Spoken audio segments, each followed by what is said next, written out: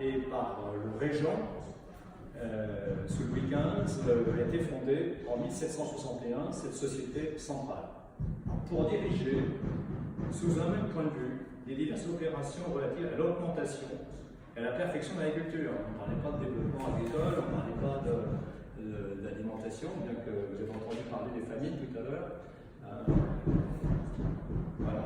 Alors, cette société a évolué sur ce que je vous ai dit. Société d'agriculture de la Généralité de Paris, Société royale d'agriculture de France, Société d'agriculture de France, Société d'hommes libres, voilà, c'est le moment de la Révolution, hein. Société royale et centrale d'agriculture, Société impériale et centrale. On a même eu un certain Bonaparte qui a été à ce moment-là mis en place cette société. Société nationale et centrale d'agriculture de France.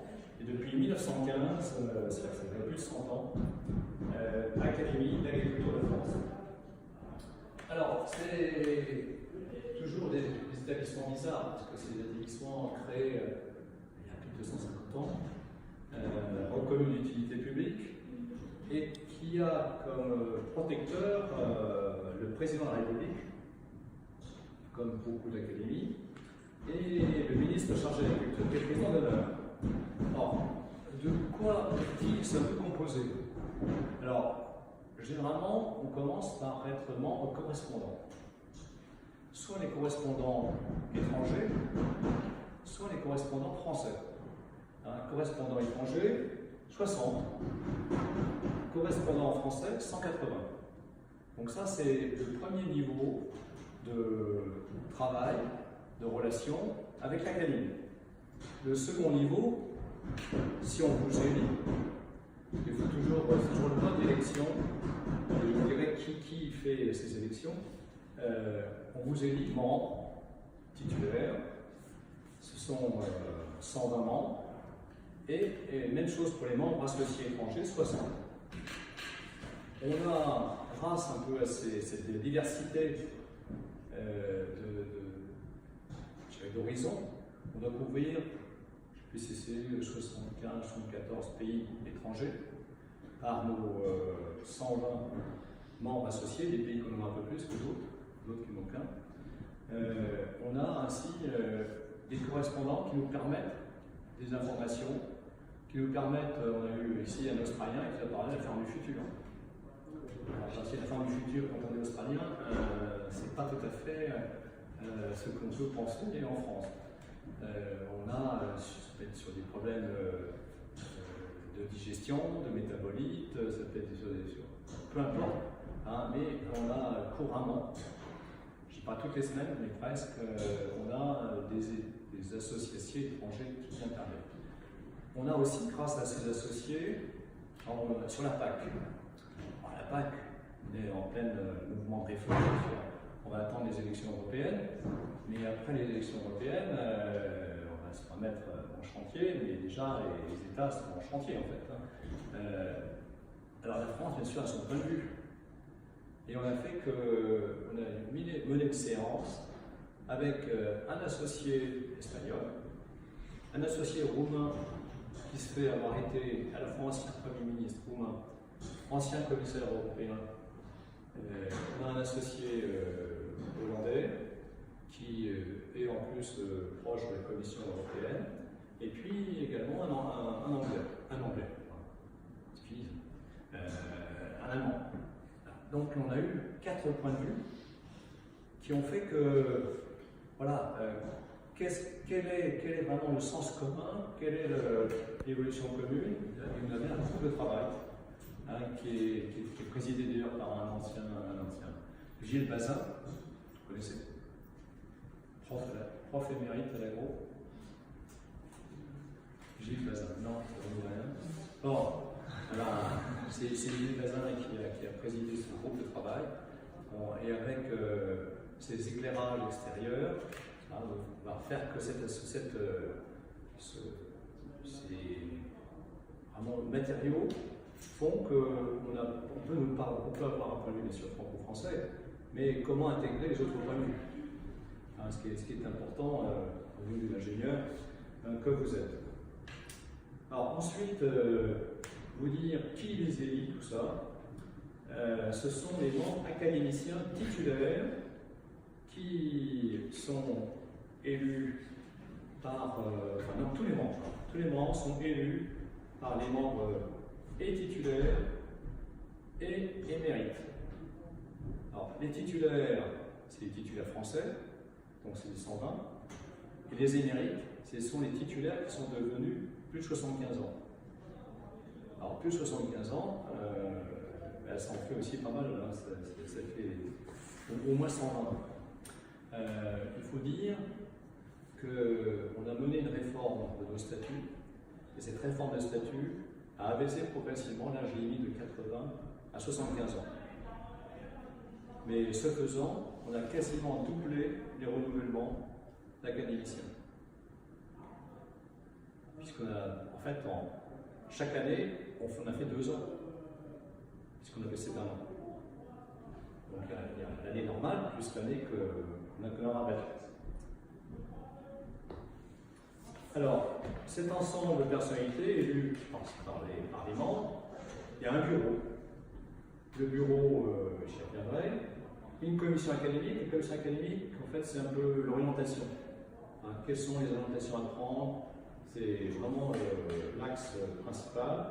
Une commission des programmes, quand je vous ai dit 32-35 séances par an, 5 à 10 colloques par an, bon, tout ça, ça se prépare. Il y a des séances aussi interacadémiques. Nous avons bientôt, au cours de l'année, une séance interacadémique sur tout ce qui est bio et technologie. On l'a fait avec l'Académie des technologies. On a eu une séance sur l'antibiorésistance. Antibiorésistance, et on l'a fait avec qui? Pharmacie, médecine, Académie des sciences. Qu'est-ce qu'on a d'autre? J'oublie. Il n'y a pas de vétérinaire. Académie vétérinaire. Voilà. Donc on a une action qui n'est pas que centrée sur l'académie, mais aussi interacadémique.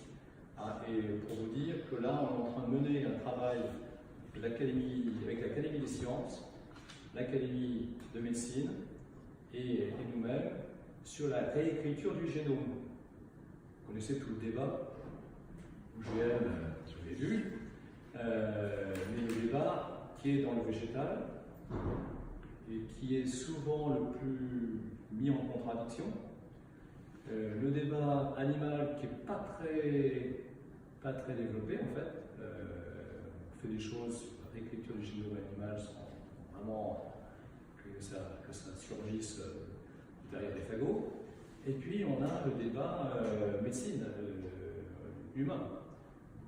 Et avec l'Académie des sciences, l'Académie de médecine, on s'est dit qu'il fallait sortir du végétal, prendre le végétal, prendre l'animal, mais prendre aussi l'humain, de manière à ce qu'on ait bien un spectre de vision le plus large possible.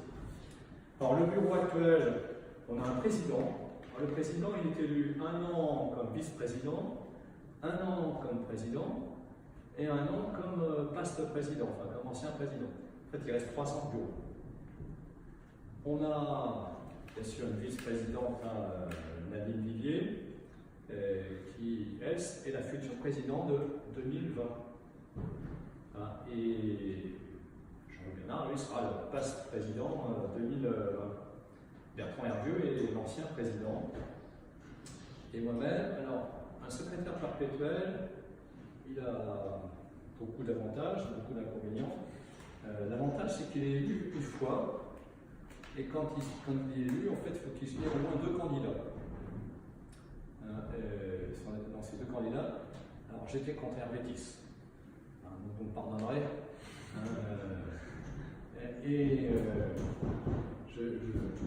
Je suis élu jusqu'à ce qu'on devienne au-delà de l'âge limite, à 75 ans. Donc, comme je vous ai donné mon âge tout à l'heure, je suis né en 48, je suis en école en 68, et puis j'ai 70 ans, donc j'ai 5 ans rester secrétaire perpétuel. Voilà. Il n'y a pas encore de comité ceci-cela pour destituer les secrétaires perpétuels. On peut se rassurer. Bon, il y a une vice-secrétaire qui est Dominique Marmont-Nassin, qui est une écotoxicologue. Alors, si je prends la ligne Lillier, c'est plutôt une historienne, et Bertrand Hervieux, c'est plutôt un sociologue.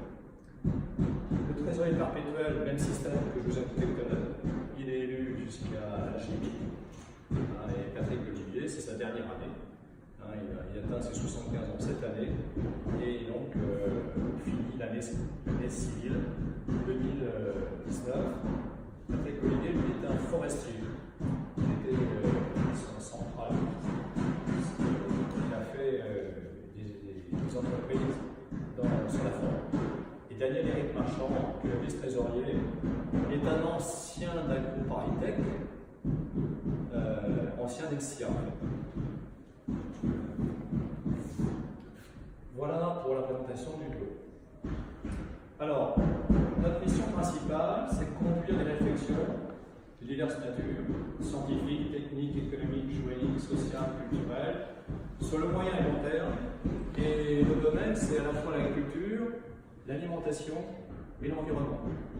On va vraiment jouer les trois volets de notre académie pour contribuer à éclairer les citoyens et les décideurs et préparer ou accompagner les évolutions.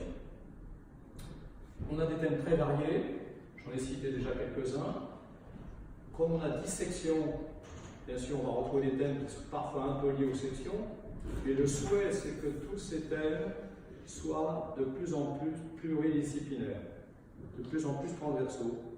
La nature est de plus en plus elle a toujours été complexe, mais la manière d'y répondre est une manière aussi complexe. Donc, essayons d'assembler les diverses connaissances sur les sujets. Donc, c'est l'eau, réchauffement climatique, robotisation, agriculture connectée, réforme de la PAC, agriculture biologique, nouvelles biotechnologies, bioéconomie, agriculture africaine. Alors, agriculture africaine, je m'y arrête un petit instant, c'est qu'on a un groupe interacadémique. Ce groupe interacadémique qui est le GID a une action particulière sur l'Afrique de l'Ouest. L'idée, c'est comment, par les académies, aider aussi, accompagner des actions de développement. On a été notamment au Sénégal, on a le ministre de l'Agriculture et du Développement rural du Sénégal qui est membre associé de notre académie, donc a souhaité qu'on aille là-bas, mais c'est aussi parce qu'il a mené un certain nombre d'actions avec des groupes de jeunes formés pour créer des micro-projets en zone rurale. L'idée beaucoup de ces pays d'Afrique, c'est d'éviter que le flux de personnes aille vers les villes, et des villes, la migration. Donc l'idée, c'est comment maintenir une activité en zone rurale pour que, à la fois en utilisant l'énergie solaire, en utilisant la robotisation, en utilisant des outils modernes, on montre que l'agriculture peut être moderne en jouant sur un certain nombre d'axes. Bon, après, le sol, le contrôle, gaspillage alimentaire, antibiorésistance, on a ajouté bien sûr. Alors, on a également une action d'encouragement et de récompense. Cette action, soit on remet des médailles d'or, des médailles de vermeil, des médailles d'argent. Alors, les médailles d'argent, elles sont plutôt pour vous. Il y a combien qui veulent continuer une thèse? Ah oui, c'est bien. C'est bien. Bon, alors je sens des mouvements encore incertains peut-être, mais que je vous encourage. Tous les ans, à partir de toutes les écoles doctorales des domaines agriculture, alimentation et environnement, on a une personne, une académicienne, qui recueille des projets de thèse susceptibles d'être médailles d'argent de l'académie. Et on en sélectionne 10 par an. une par section, 10 par an. Et 10 par an, on a eu l'occasion, au Salon Agriculture, de présenter des thèses sur le stand du ministère, dont une thèse d'un IPEF, mais qui est liée à une école doctorale que vous connaissez, c'est la BIES. Pour vous dire que voilà, tout ce travail qu'on veut mettre en avant, qui est pour nous un moment d'échange de connaissances, que 40% de la production de recherche, qui l'a fait? Les thésards. Ça repose quand même sur les thésards, car à 40%. Donc c'est 40% qui sont quand même de la connaissance fine, la connaissance nouvelle, et comment cette connaissance nouvelle, elle alimente aussi notre académie. C'est aussi pour nous important dans le dialogue intergénérationnel. Alors après, un certain nombre de prix que je ne vais pas tous valoriser, mais je vais peut-être prendre celle de Trophée Jean-Paul Landy pour la valorisation du bois français. L'idée, c'est comment aider les entreprises à développer des filières de transformation de bois. En gros, la France est un pays de production de bois. Nous ne consommons pas toute notre production en Europe, en France, par rapport à l'Europe. Et ensuite, ce qu'on abat par beaucoup se faire travailler à l'étranger, y compris en Chine, pour revenir sur le plan de parquet, sur le plan de bœuf, etc. Donc l'idée, c'est comment refavoriser cet essor des entreprises françaises dans la transformation de bois. Alors après, j'ai pris de fin d'études, mémoire de fin d'études, des bourses de recherche. Bon, et tout ça, c'est sur le site, donc vous le trouvez facilement. En résumé, j'étais un peu long. On a une passion, connaître. Je pense que ça, on le partage avec les jeunes. Et on a une ambition, c'est transmettre, c'est de faire qu'on n'ait pas une connaissance pour la connaissance, une connaissance pour la diffusion. Et vous êtes à la fois possibilité sur le site internet, à la fois si vous êtes amis sur quelques réseaux sociaux que ce soit, mais on peut aussi vous adresser, vous abonner à notre mensuel, le mensuel de l'Académie, la mensuel électronique. Voilà. À la découverte du fonds documentaire de l'Académie d'agriculture, alors pour être tout à fait honnête, Constant Lecoeur, notre secrétaire perpétuel, a dit que j'étais chevronné, mais je ne suis pas du tout chevronné. Ça fait qu'une petite année que je m'occupe de ce fonds documentaire et c'est absolument gigantesque.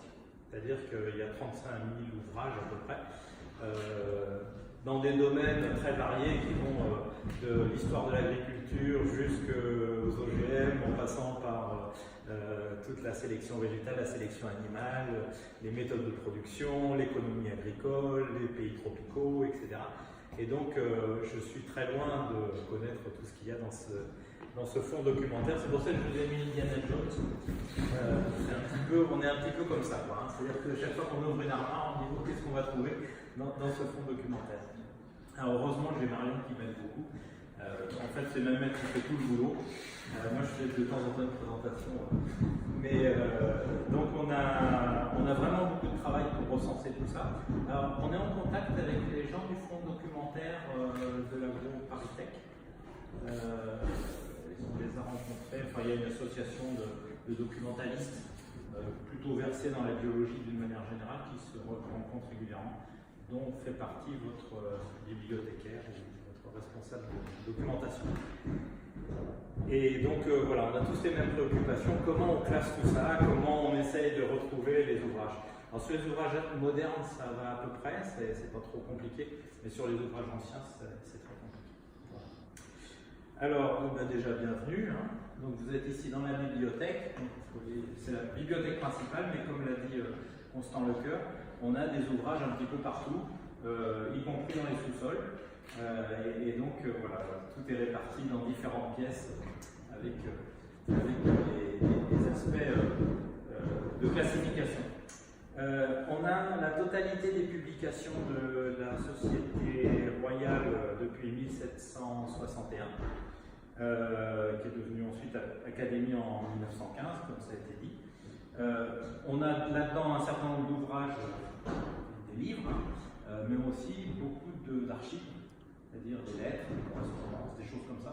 Donc on a des périodiques anciens reliés, on a les annales de l'agriculture de l'an 6 à 1873 complet, le journal d'agriculture pratique de 1837 jusqu'à sa disparition en 1938, le journal d'agriculture de 1866 à 1909, et donc on a un fonds ancien qui fait à peu près 15 300 titres.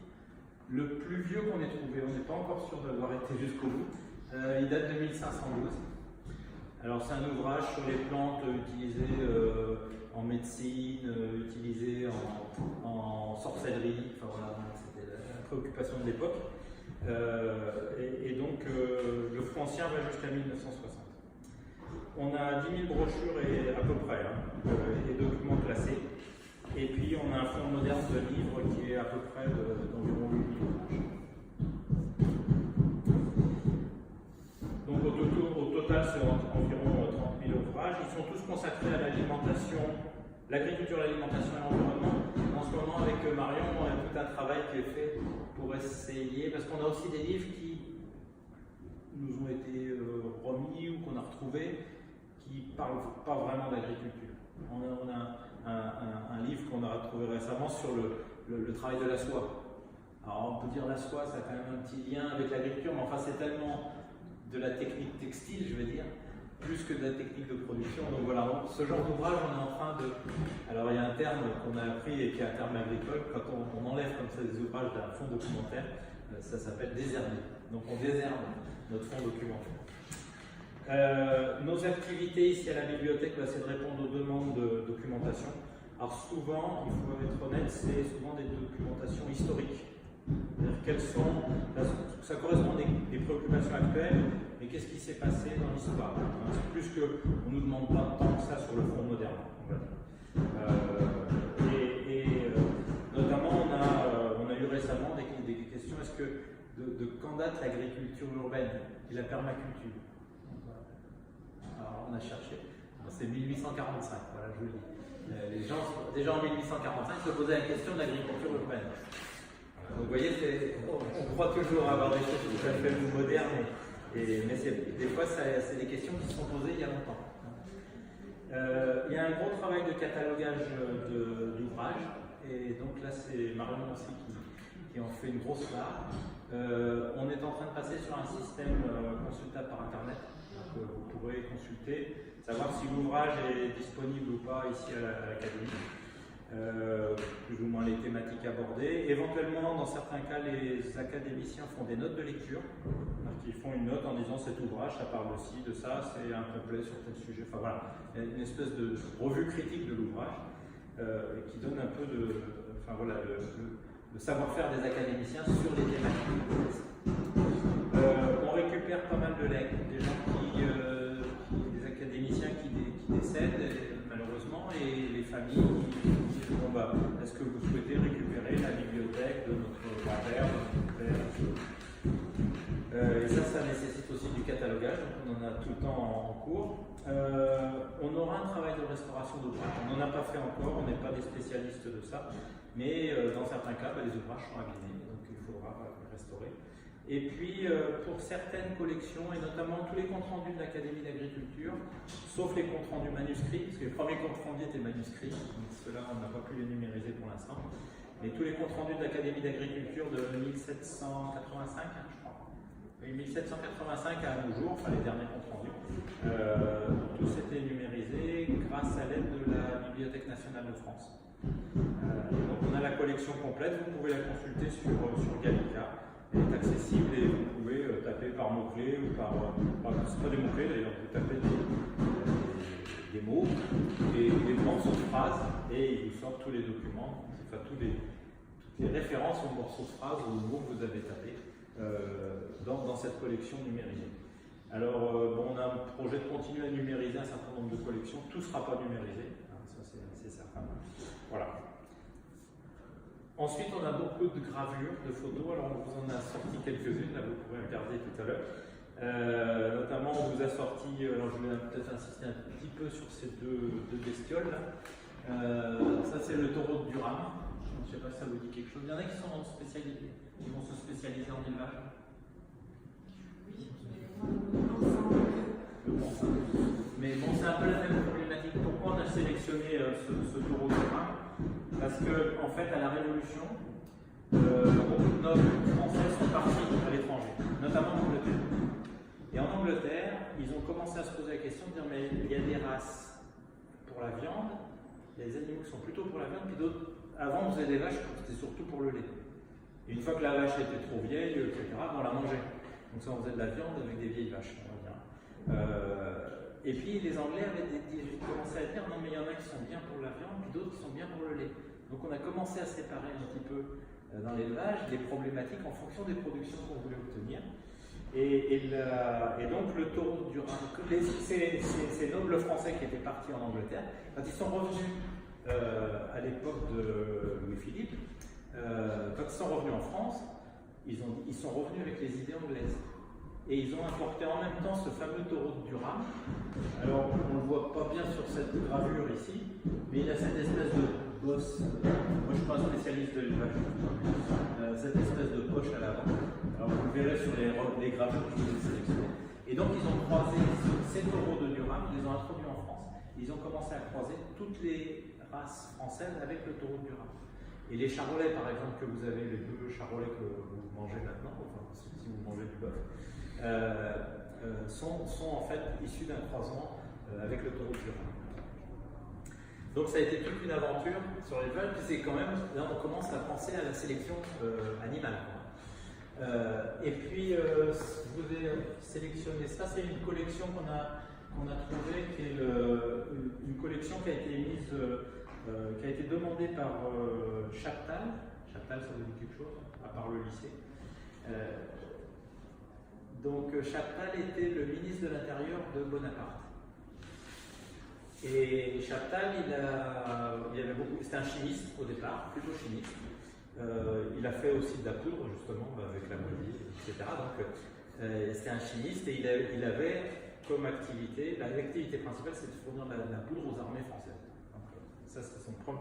Mais il avait une passion pour la vigne. Et c'est lui qui a introduit l'idée de la chaptalisation. Alors, le fait de rajouter des sucres quand les vins n'étaient pas suffisamment sucrés pour améliorer la qualité, améliorer la fermentation. Et toujours sur son idée de sucre, c'est lui qui a lancé la betterave sucrière en France. Parce qu'avec le blocus de Bonaparte avec les Anglais, la France, les sucres de canne qu'on recevait des colonies de l'époque ne pouvaient plus rentrer en France, donc il n'y avait plus de sucre. Et pour avoir du sucre, Bonaparte avait dit qu'il faut trouver une solution. Et donc c'est Chaptal qui a développé la betterave sucrière. Ce Chaptal, il avait une idée, il avait pressenti que la vigne allait être un facteur économique extrêmement important dans les échanges commerciaux internationaux. Il fallait quand même imaginez, vous êtes ministre de l'Intérieur. Donc vous avez vous occupez de la police, des départements, des préfets, des ça, du commerce, etc. Et malgré ça, il se dit, la vigne, ça a quand même un potentiel intéressant. Donc il a demandé à tous les préfets, qui venaient d'être nommés, puisque les départements étaient créés à cette époque-là, il leur a demandé, envoyez-moi les plants de vigne, les variétés de vigne que vous avez dans vos régions.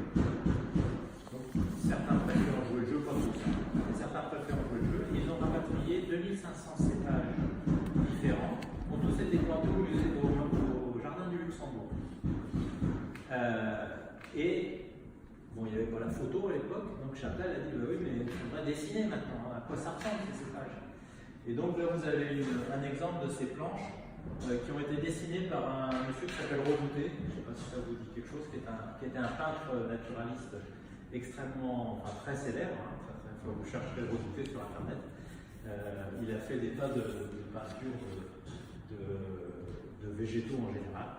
Et donc, il a peint un certain nombre de planches. Et en fait, c'est l'initiation de l'empéographie, c'est le début de l'empéographie. On commençait à identifier qu'est-ce qu'on avait sur le territoire, et puis à essayer de le cataloguer. Est-ce que le Picpoul de l'Hérault, par exemple, est-ce que c'est le même que le Picpoul du Var?